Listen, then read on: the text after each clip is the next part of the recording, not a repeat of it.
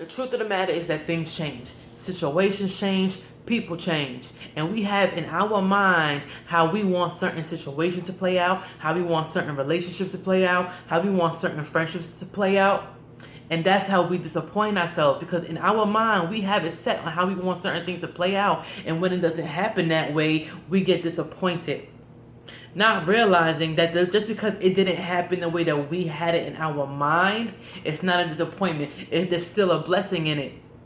Somebody told me something and it made so much sense, and it put a lot of things into perspective, and it changed how I think moving forward. The person said you're focused on who's not pouring into you because you're pouring into them, but you're not realizing that somebody else is pouring into you.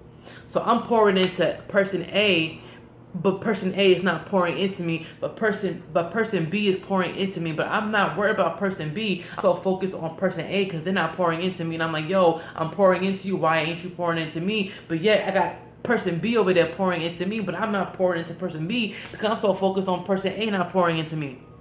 That's so powerful. We're so focused on what's not, and we're not focused on what is. We're focused on the disappointment because we had it in our head how we wanted something to play out, and we're not focused on the blessing that's over there.